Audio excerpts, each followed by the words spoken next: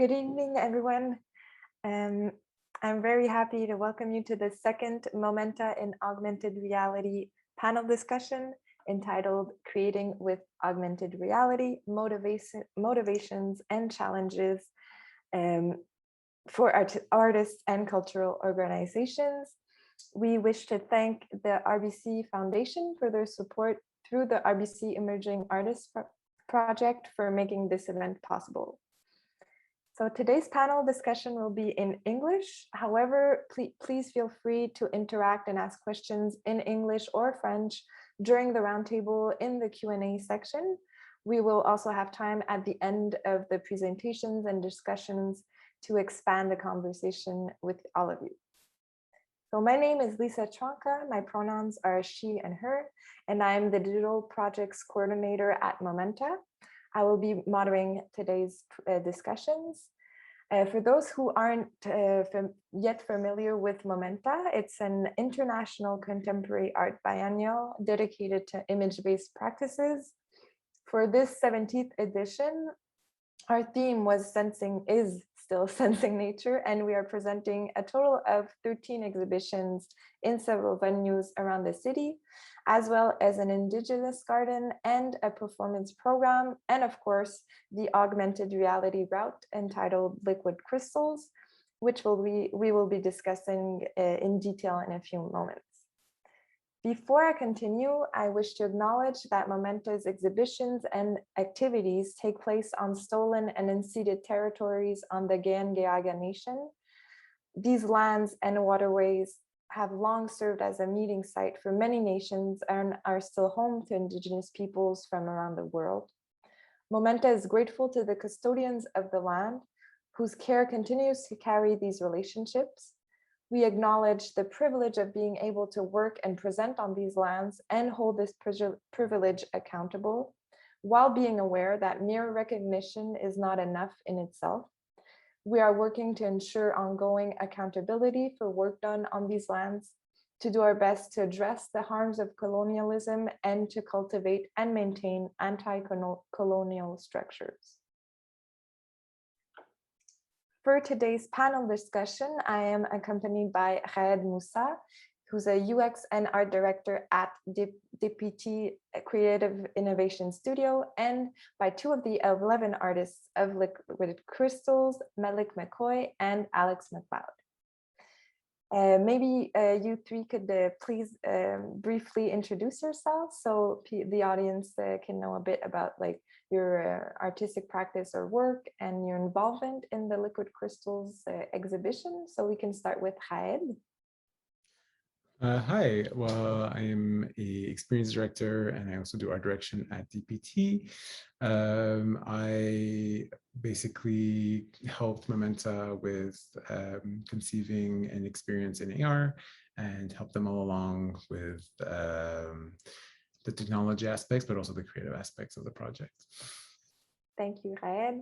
Maybe now Alex McLeod. Hey, how's it going? I'm Alex McLeod, visual artist. I work primarily in 3D and computer graphics and stuff. So I now work in augmented reality as well. Great. We'll learn about your practice and your artwork a bit further in the discussion. Malik McKoy. Hey everyone, I'm Malik. I'm also a visual artist who specializes in 3D work as well as painting. And yeah, I also have an augmented reality work in Liquid Crystals. Thank you three for being with us today. Before we start the discussion part of tonight, I'd like to give the audience some background on the Liquid Crystals exhibition and Momenta's motivations for this kind of project. So I'll share this. So this was Momenta's first experience with augmented reality. And for several of the artists in the exhibition, it was their first encounter with this kind of technology for their practice. In the uncertainty brought about by the pandemic, and we were seeing multiple funding opportunities to give exhibition opportunities during the lockdown. So Momenta thought of an exhibition that could be held whatever the future circumstances would be. So one of the main motivations for liquid crystals was to go towards digital practices and to present artworks in public space. So that's one of the interesting aspects of augmented reality, where there's an ability to superimpose digital content to our physical world. And this also allowed Momenta to experiment and to expand the boundaries of our vocation to the image. So another motivation for the project was to reach out to new audiences who were just going to pass by in public space and who did not necessarily go to spaces dedicated to contemporary art. And we also were trying to change up the experience for known art audiences of Momenta who would be in contemporary art spaces, but maybe didn't frequent or encounter digital art practices in general. So another motivation was to offer support to artists in order to create and experiment with augmented reality. So it meant expanding, for some of the artists, it meant expanding their practice and introducing them to this medium for possible maybe future projects, digital projects. And yeah, so we'll talk about that aspect of the support and accompaniment process with the DPT and the artist a bit more after.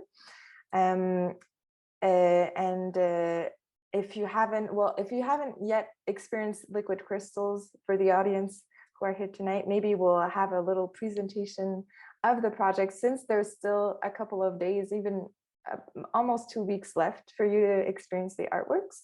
So I'll give you a quick introduction before we start talking with the artists about their projects and everything. So liquid crystals is an augmented reality route was designed to be experienced in Tiohtià:ke and Montréal, Montreal, by using a mobile device. So maybe Charlotte in the Momenta team can share the link to the website that's hosting the exhibition. So you can also, if you have your phone with you, you can scan the QR code that's on the screen right now. So that will bring you to the website. And in the website, so the exhibition brings together 11 artists. So there's 11 augmented reality artworks that are spread throughout the city. We recommend you going to the different public places in the city for which the artworks were designed and intended. But if you're anywhere else in the world, or you're not comfortable in going to different places, or you have limitations, you can experience all the artworks from wherever you are, and from your, especially like if you're indoors, we recommend that it's outdoors, but the best experience would be with a good lighting and a good space, like distance space between you and the surroundings. So there are 3 ways you can experience the augmented reality artworks. So the first one, if you want to go in the city, you can go on the website of the Liquid Crystals website, and there's an interactive map. So you can follow the route with the interactive map on the website, and then you access the artworks with which are the green dots on the map. And when you click on the green dots, you have the artist's page with their artwork and instructions of how you can place yourself in the space and experience the best surrounding context for the experience. And there's also another way that you can access the artworks. If you're again in Montreal, you can go to the sites for the artworks, and then you can scan the QR codes that are on Momenta and augmented reality signs that are on the ground at each location. And this will bring you again to that page that you see on the right, where you have on the bottom of the screen, you have experience in augmented reality for Instagram or Facebook. Finally, you can also access the artworks directly on our Instagram, which is MOMENTA Biennale's MOMENTA Biennale Instagram page. Charlotte is probably going to share it in the chat too. So you can click on the tab, which is the 3 stars, and there you can, this is a filters tab, so you can see all the artworks, the 11 artworks all at once, and you have a little interactive video for what's the ideal context, and then you can try them for yourself. So that's a bit of a quick portrait of liquid crystals. So now maybe you can start, Raed, to talk about the technical aspects that we chose to have for liquid crystals and the choices we made. So before, well, DPT was an easy choice for MOMENTA because we have done many other projects with you, like the 2 educational video games that we made, which are the Gallery of Mysteries and Enki and the Gallery of Mysteries. So we went there with you because we were comfortable working with you, but also because you have a very good expertise working with augmented reality and won even many prizes for your projects. So Raed, you can maybe do a little portrait of DPT and other projects maybe that you have done before, and maybe talk about then after that this project with us. Yeah, for sure. Well, DPT has always been into new forms of technology to express art, and we usually employ it in a lot of cultural projects. In one of our first ones was actually a beautiful project in collaboration with the National Film Board of Canada and France Télévisions, and that was it's called The Enemy, and it's a cool project that you can live in virtual reality, but there's also a component that you can do on your own on your phone in virtual reality, and that was one of our first big projects with that technology. And so The Enemy concerns basically you're placed in the middle of 2 people that were born in a generational conflicts, and you kind of hear basically an interview between the 2, and very emotional process. They're located around the city, as you can see in the GIF that's repeating. This one's placed in a park, and the characters actually have a lot of human movement. So there's a lot of possibility with the technology, whether we use it in an app form or in a web form. That's what we decided to use for MOMENTA's project. In the case of liquid crystals, it was easier for us to use a platform that was already built in. And so Facebook and Instagram have a AR component that was easy to work with because it has a kind of a democratic approach, because anyone can download the program, Spark AR, build their own art assets, and then implement them in the space. Again, there's a discussion between Facebook and not using Facebook as a platform, but in this case, it was just the best choice for the scenario, as it offered all the artists a way to dive in a way where there was a lot of documentation to help them use the program. Plus, with the help of Jasny Bélanger, who was great help during the project, accompanying all of the artists. I think it really helped them make their first, for some, actually not everyone, their first piece of 3D work for the project. And also, if I can add, a lot of the platforms for AR have a lot of updates, and it's a lot of funding needed, and also a lot of time consuming. So it was another aspect that made us go with Spark AR. Yeah, any project in setting AR requires a lot of funds, because especially if you're making an independent app, and it's not just to build the application, but it's also to maintain it with time, because phones are constantly updated. And here with Facebook's technology, they take that burden on their shoulders without us having to worry about it. So sometimes it just facilitates the process. But we don't condone Facebook, but it's just, but it's there.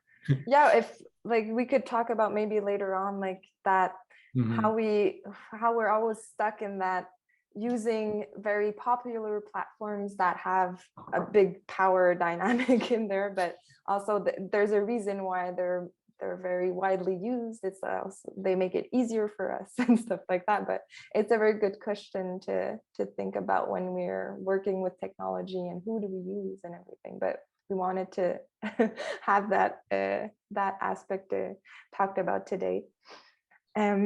Maybe we can now include Malik and Alex in the conversation.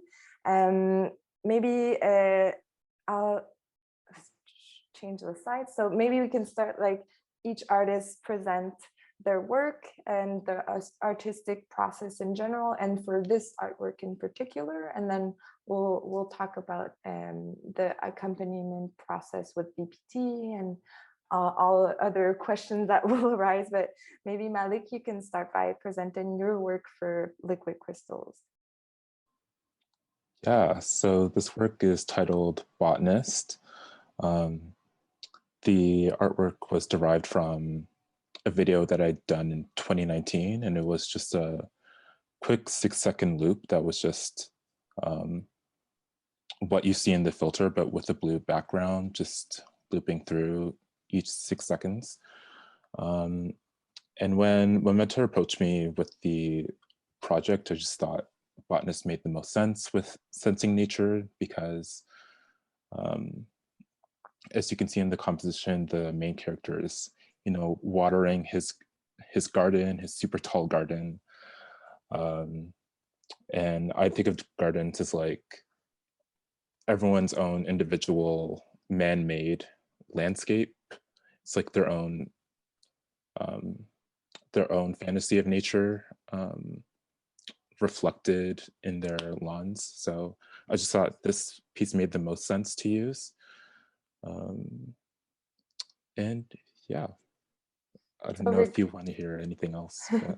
Yeah, well, that makes me think about like the theme of Momenta, sensing nature. So that was like your response to the theme of how we use, like, as humans, like we sometimes control and try to to use nature to our.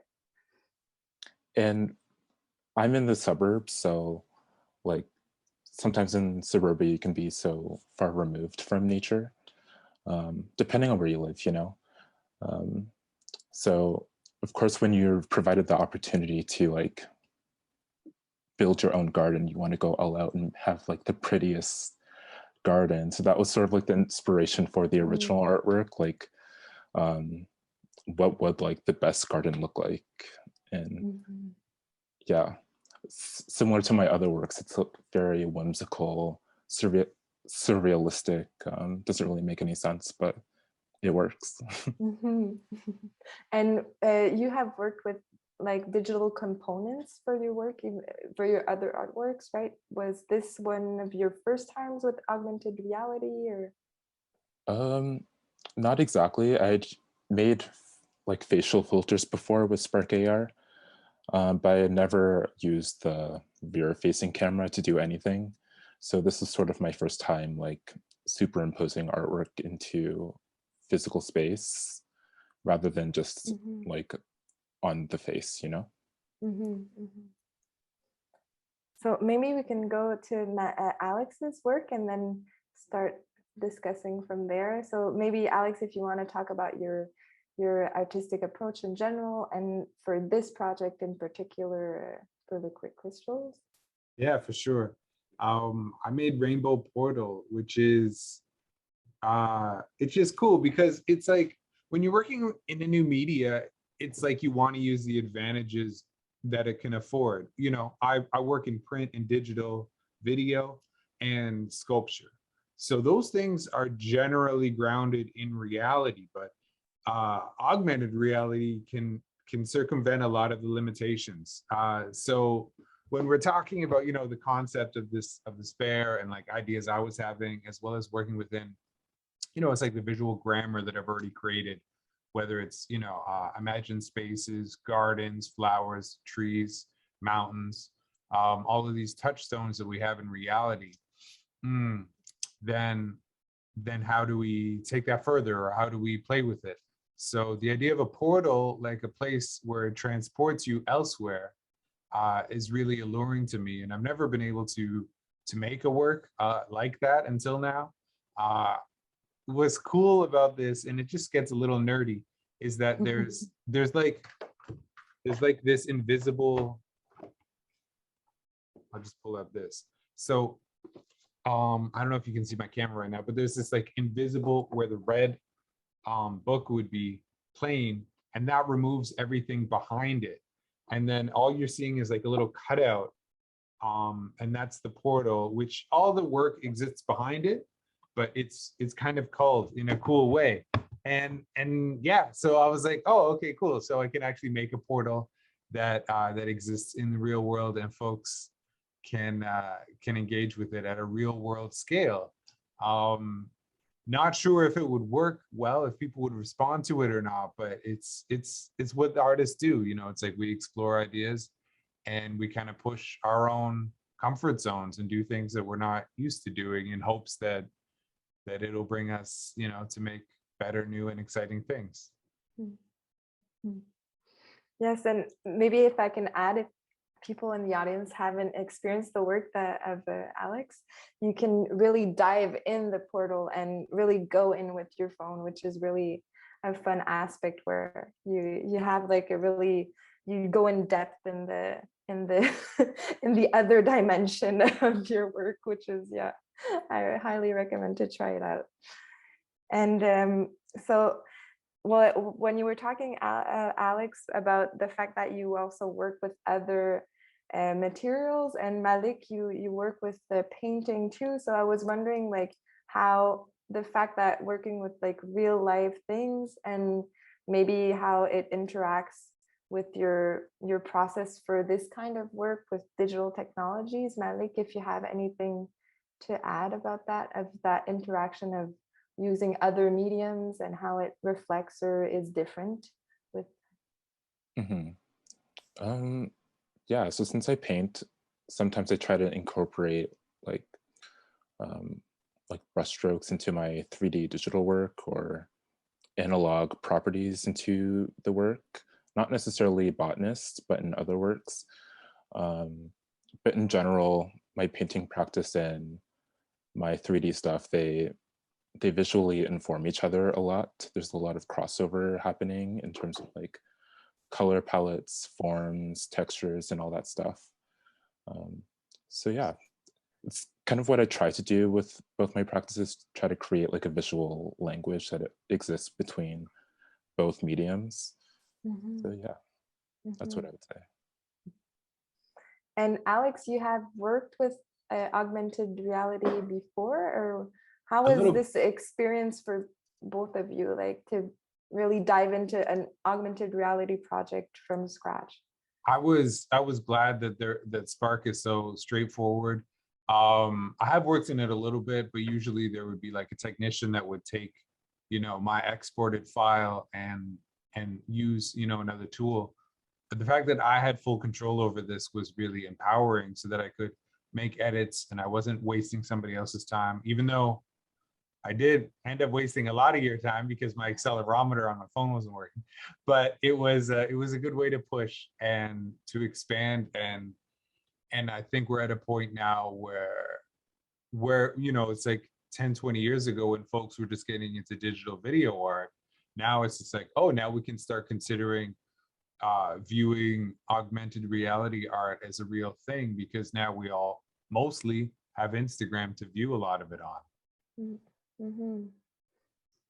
And maybe like Raed, the fact that you're saying like you ask a lot of time for us, but no, actually it was a really fun process for this project, was a very long process of creating with you and DPT. And maybe Raed, you can talk about that aspect of working with artists during the whole creative process with them, and how it was to help them with that part. Yeah, well, at first, I think the first part is usually people who are the least used to working with with these technologies are the ones that tend to be always a bit like hesitant, but surprisingly, everyone kind of jumped into it kind of with arms open. A lot of people surprised me. They're right away. They were very like, oh yeah, I managed to put this work in, that in, and even if someone wasn't sure, it was amazing how every artist was super open at adapting their work for this world, because it's not a concept of, oh, my work exists only as this plane or on this medium. But in AR, they were like, yeah, sure, let's let it exist in the way that it can exist. And there was a lovely openness on and flexibility on exchanging, which was really lovely. That was the collaborative part as well, because there was a lot of trust happening there. And yeah, I mean, I have to say it was a very enjoyable experience collaborating like that. And it felt nice to be able to help every artist kind of figure out as much as possible their dream version of the AR experience. Of course, you can dream big, but the reality is that technology does have limitations, because it has to function on most phones, and so there are like size limitations. The art has a certain weight, and then you can't do whatever you want in it, in sense like you have a bit of sound, and so it has enough rules so that everyone can play with it and it stays functional, but there was enough leeway for everyone to get in what they wanted. As everyone can witness by going through every single project, you can see how diverse they are. And maybe on that point of having the artists who sometimes have to adapt and reimagine the project, I know, Malik, that this was one project that existed in another form. Do you want to maybe talk about how it was to like adapt and reimagine, and then maybe the fact of being in AR helped you like discover an aspect that you hadn't explored before with this kind of project? It was a little bit tricky to sort of figure out what sort of approach to take with this. Like just envisioning it in like physical space was like hard itself. And then once you had that idea down, trying to execute that well while also meeting size limitations, as mentioned before, that was probably the hardest aspect of the project, because I had to go in and optimize a lot of the assets, because at the time when I had created the original work, I wasn't using proper techniques. So a lot of my assets had like a crazy amount of polygons and verts that didn't need to be there. So I had to go in and like remesh everything. And then rig stuff, like I'm really bad at rigging assets, so that was another challenge. But yeah, the DPT team was really helpful with everything, and we managed to get it done smoothly. And do you, if I may, do you find that after optimizing the work, do you feel it's still representative of the original piece? Like, do you still feel like it carries the soul of it? Yeah, for sure. There are certain things that I would have liked in the final work, but it doesn't hurt to not have it, if you know what I mean. Because like the main character had like hair, fur, so it's not an important aspect, but it would have been cool. But yeah. No, I feel it, because it was these hard decisions I find through the process where you're like, okay, we need to lighten the file. Where do we, like, yeah, what elements do we need to edit? Those are the tough decisions to the process. Yeah, like just certain characteristics that make the original work pop a little bit more. That I wish could have been included, but that's just the nature of like size limitations. You can't really And again, just for Spark AR, because I think if this was built on an independent platform, you can kind of go a bit more crazy, but then you kind of limit your audience for sure. And maybe I was thinking about when you mentioned the fact that in space and how the work was gonna, like, in size and everything. How was it for you to, you also work in gallery spaces and like white cube spaces. How is it to think about your work in a public space and in nature too? Like in the case of Malik, it's in like the Champs des Possibles, and Alex, you're in the city, but still, like, how is it to think about a work outside of four walls in a gallery space? I think that it's beyond that. It's like that the work exists in this weird time and space. Like the work exists anywhere so long as it's up on a server as well. Like geographically, it's interesting to like see my animation in contrast with specific architecture. That's dope. But also knowing that it's dependent on, you know, a physical building somewhere, likely in America, that it's streaming this data from. And if that server is out, then the work no longer exists, right? So it's like also these time and space considerations that are really gnarly. And I think they make them special because it's just like, oh, it's available now.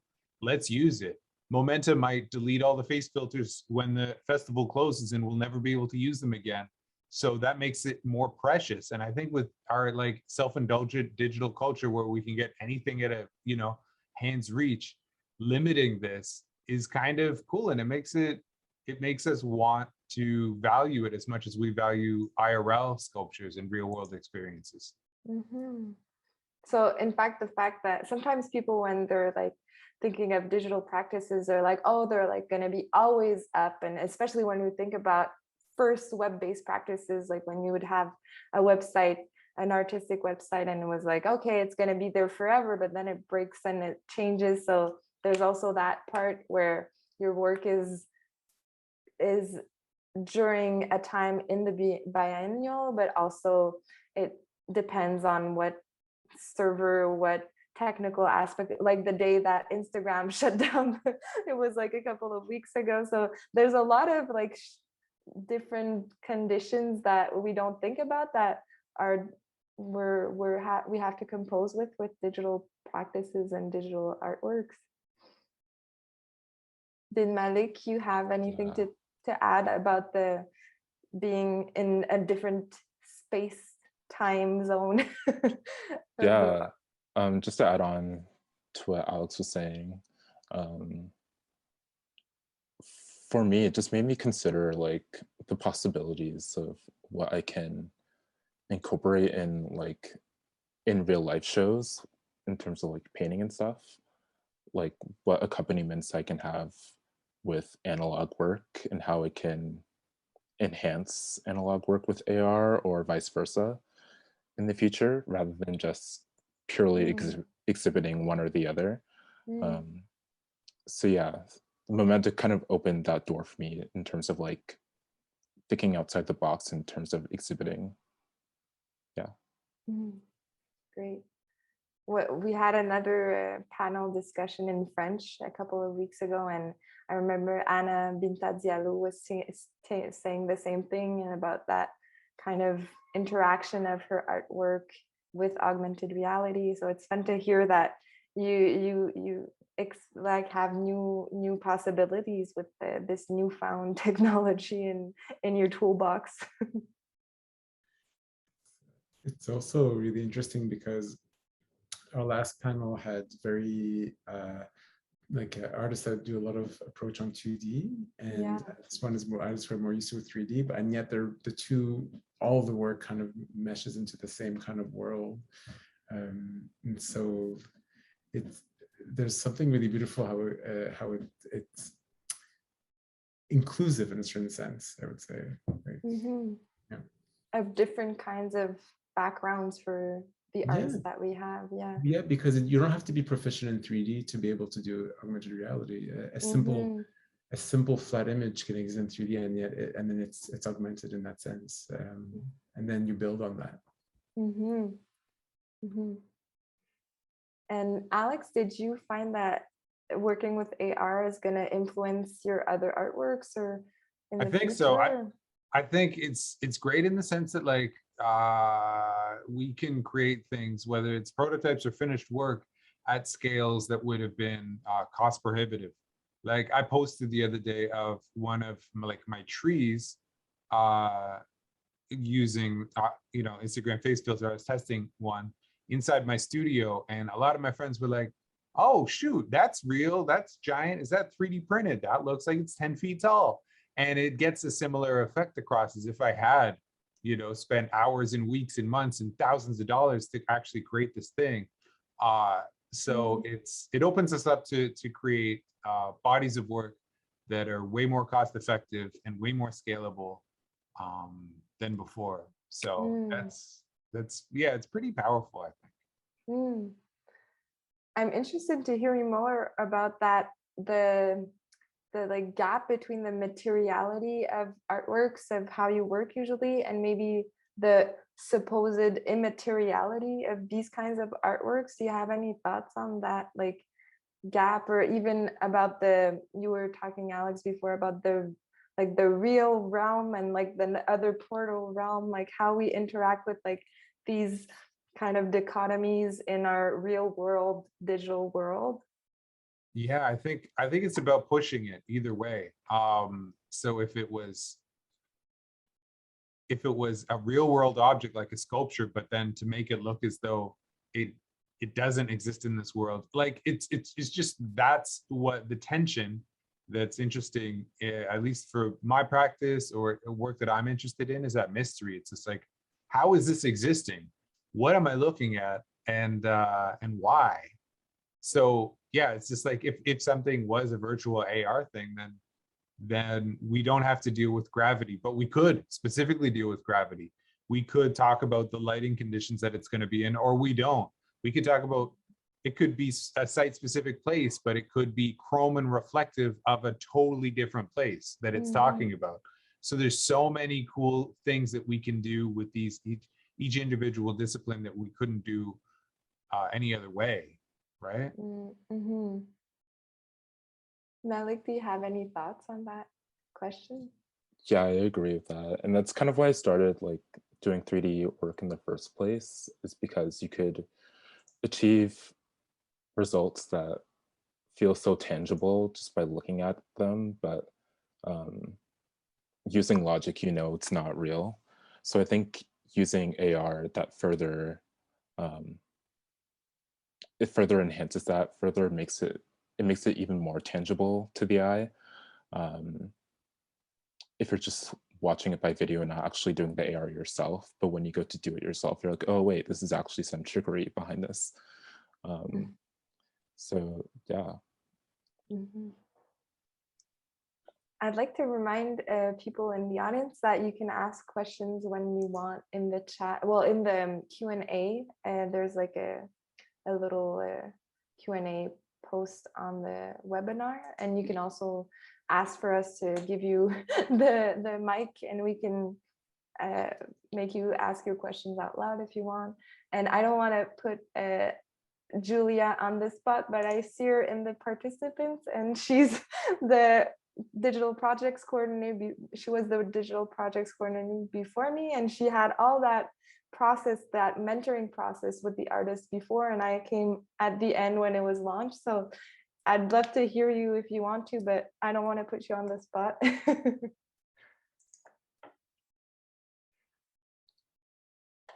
So maybe we can talk about we can talk more about that mentoring process with you, Raed, and maybe how it was different for when we work with the like Momenta. We're a digital arts, we're not digital, sorry, we're an artistic organization, and you've worked with maybe other types of creators before. How was it different for you at DPT and to have this kind of project, and how is it to work with artists on the long run like this, and maybe the opportunities that could be for other projects or arts organizations in the future? Oh yeah, I mean, these kind of projects really fit in our mandate, because I think it's also the way that Momenta arrived with this project. It wasn't like we want this specifically. It was more like we have an idea of an experience we would like, and you always have a mission, which is to include the artists that you want to work with.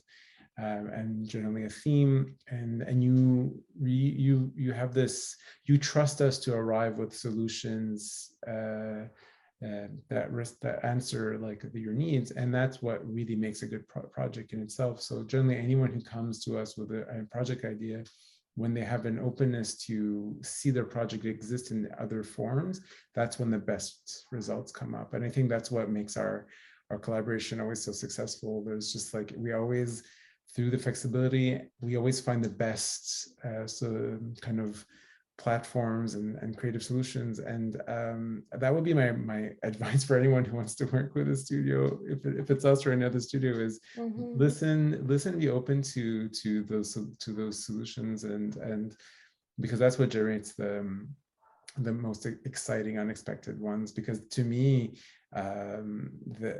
just diving into Spark AR, it wasn't something that was typical for a production, and yet it became for this one.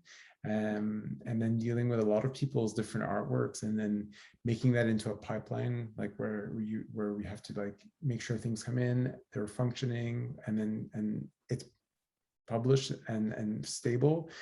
It was all fun. And there was a lot of new aspects to that, but I feel everyone was so up for the challenge. Do you have maybe any questions amongst yourselves, Malik and Alex, or on your own experiences? I know you have met before to talk about your backgrounds and all. I mean, I'm sad I never got to meet the artists in person, because I think the only artist I got to meet in person was Kema. And so generally I love getting a sense of who they are and how they relate to their work. I was curious about Alex. So like there's your worlds and worlds, the portal. It was also used for the trailer. And I was just curious to know like how you felt about it being in that specific location, because it's in front of a very renowned university at the gates open it. And so I feel there's a really interesting dichotomy there. Yeah, absolutely. Anytime there's tension, when you're in a space exhibiting in an art gallery, even still, you've got that contrast between the work that you're making, the context or lack thereof that it has, and relationship. And that's, I guess, why white cubes are always so successful, because there's very little confrontation with the architecture. In this case, there's like a lot of confrontation with the architecture. So what does my work do in relation to it? How is it read? And how do other people read it? And how do they then sit with the architecture and space after experiencing like art within it? I think that's super interesting. And I wish I could actually go there in person and experience it, but I'm too chicken to leave my studio until numbers drop completely or whatever, or we have 5 more vaccines, then that would be a different case. But seeing other folks obviously engage with the filter and the promo videos and everything have been really wonderful to see. And but that being said, I think what's especially cool is the suggested context for it, because a lot of folks would use the filter anywhere. Like a friend was doing it in her living room, and I was like, that's pretty cool too. So being like having a recommended setting is pretty special as well, because it could really, it's up to the individual where they want to engage with the piece too. So yeah, that's one of the like I particularly love working with digital art and practices, because there's really a more consciousness about the space and like where the work is shown and how it changes, and there's a lot of attention to the power of the user and how they can choose like the context and when they're going to use it. And I was wondering how it's different for you as for the reception of your work when you work with digital practices. And you can have like, one of the positive aspects of having Instagram and Facebook is that you can be reshared and you can have the live reception of the work and where they saw it and if they liked it or not and everything. How is that different in your experience of the audience and the reception of the works with that aspect of social media and all that sharing possibilities? I'll just add real quick. I think it is really interesting because nothing's degraded. We're sharing the actual experience that person had that was captured on their phone because it was created in their phone. Whereas before, when we're sharing pictures through social media of IRL exhibits, it's always filtered through the lens of like the lighting in the space, the flash, other people standing in front of it. So it's never the real experience. But in this case, we're sharing the real experience, and that's pretty special. And we haven't had something like that before this. Malik, do you have any?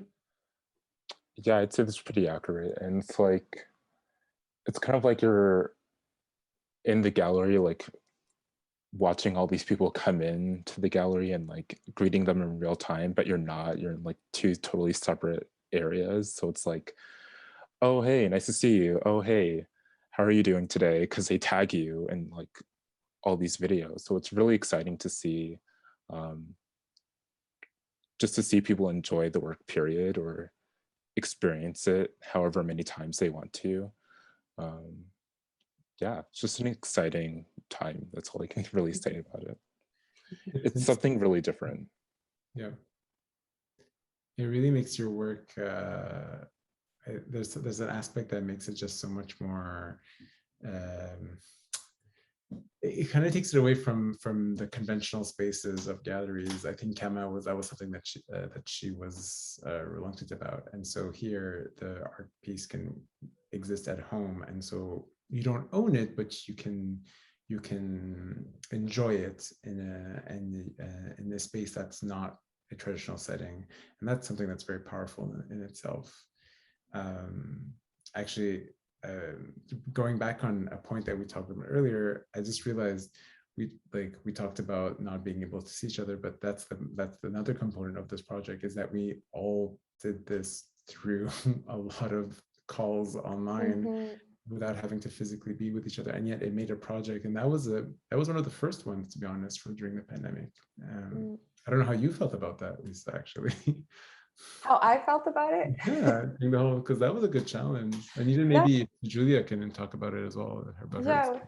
Yeah. Well, I found that it was interesting to have it was less organizing of, like, we all had direct access and communication. Like we developed new ways we had shared documents where we could all, and I have a feeling that I wasn't there before, but I have a feeling that you had meetings together that were more possible since everybody's remote about a bit everywhere throughout, like that helped to have everybody talk together and like have more communication because of that context where we couldn't meet in physical context. But I personally don't mind that much that kind of interaction through calls and like that, because I find that we're just more like able to have these contexts and have more context. I don't know, maybe do you have any thoughts on that?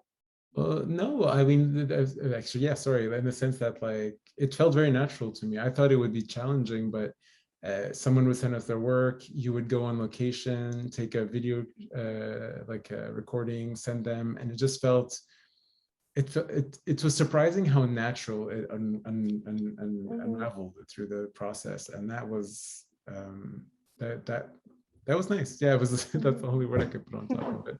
And what's nice is that everyone could test their own project at home, and so it would clearly exist well in those locations. Yes, you want to customize the piece with the location, but giving them information about it and sending recordings helped a lot. And so I think we were really good at finding, not to like give a tap on our back, but we found really good solutions to help everyone kind of manage. Yeah, it was a good collaboration process. And the fact that we were talking about that with the other roundtable, but oftentimes sometimes the artists for an exhibition work on their own for the process, and then there's like we as an organization come together and try and us put it together. But it was really a dialogue for like when I was going on sites and I was like, do you like this space, like do you want another one, here's another. But we were all deciding. It wasn't really of a kind of everybody was working on their own and an expertise. It was really of a sharing of these expertises. Yeah, it really changed the dynamic of a project from traditional kind of processes. So yeah. Maybe we're being too positive. I'm wondering, is there any like aspects that you find that are really problematic in working with, let's say, platforms like Facebook and Instagram, or something that is really of something to work on and be critiquing in our art milieu about working with technologies, or which ones do we choose, or how do we show them, or do you have any thoughts on that? I mean, like we're creating content, and Instagram is leveraging, it's just like the usage of that content, and we're not seeing necessarily the direct benefit of it. So there's like, it's great that there is the platform that we can use this and get the work out, and it's democratic in that sense, but it's still like, if this wasn't a Momenta thing, if it's me releasing my own filter, there's no way for me to be compensated for my time that I spent creating this thing. There's no monetization feature or rights for it. So I'm definitely critical of the platform as well as I'm grateful for it. Yeah, like outside of like institutionalized projects, like you don't really see any like returns from just putting your art on these platforms, unless you do like NFTs and stuff. Then you can maybe potentially see something, but even that's kind of a shot in the dark. So yeah, because of that, I mainly just use it just to share just to share and like bring joy to viewers. So yeah. I think I saw a post, which is ironic, from an artist on Instagram who was like, I want Instagram without Instagram, in the sense that like it's a platform that helps artists promote themselves and get like the benefits of sharing that content without it going through there. I think those platforms can exist, and because people are more and more proficient in other fields, so that they are developers who are also artists and they work together. I'm really hoping that these platforms come up apart from NFTs, because that's a whole other. Yeah, if we start on that with 4 minutes till the end, we will. Yeah. But it's important to be critical of our platform, and I think we were through the process as well, like to make sure legally that the work was the artist's works. Is there any questions in the audience? People who want to talk about, maybe want to learn more just about Malik or Alex's practice, or DPT's other projects? If you want to ask anything that is on your mind, you can put it in the Q&A there. Maybe, is there anything that you find? Oh, there's something there. Okay. So Roy Kashan says, thanks everyone. This is super insightful. My question is to Raed. Great work with the augmented reality. In year of COVID and physical distancing, how important do you think projects like Momenta are in propagating the use of more complex technologies like augmented reality and providing a more democratized, accessible view of the format for use by a wide array of clients, not only those with a significant budget? That's a long question. I don't know if you see it in the Q&A. Yeah, I see. Okay, so you can.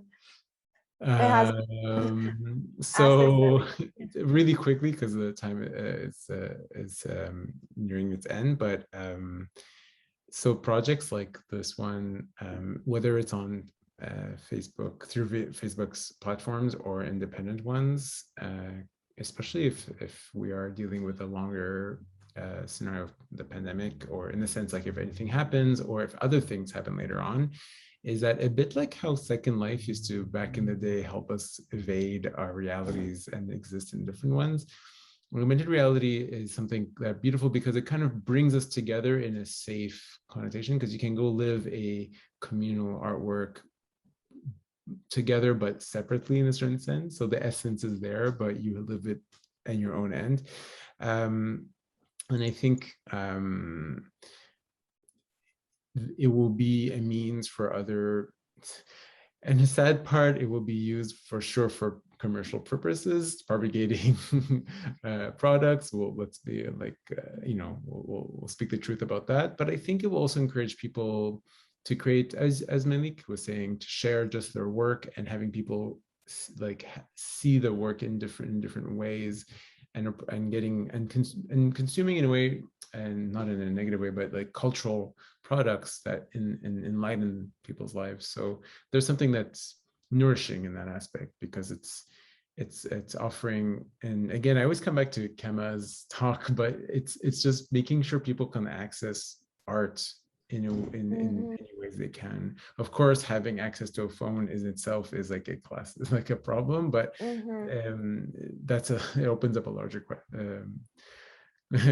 discussion. So but for us as an organization, we were thinking about that, and we can get better in the future of having phones accessible at each venue, that are participating with us, for people who don't have access to like data or any phone, like smartphones. So yeah, we still think about how to, this was our first project, and we're probably not our last, because it was really, really a great experience for us working with the artists, and we hear that it was a good experience for you guys. So we'll hope we're just going to learn and have more experience in time. There's 1 minute left. Maybe I don't see other questions. We can close it off here. And so I'm going to warmly thank you three, Raed, Malik, and Alex, for being here, for your generosity throughout the project, Liquid Crystals. It was really a pleasure working with you. And I'll thank also the RBC Foundation, all of the Momenta team, and the audience tonight for your time and your participation. I'm going to remind you that you can experience Liquid Crystals and other exhibitions and activities of Momenta until the end of October. And I'm sharing to you tonight en primeur that I will be hosting a guided tour of the route next Saturday, so October 23rd, in Georgiaga Munyang, Montreal. There's going to be more details if you're interested in participating. You can visit our website momentabiennale.com, or Facebook and Instagram pages for news and updates about the biennial. So thank you all again, and see you soon. Bye bye. Thank you. Thank you. Bye-bye. Bye.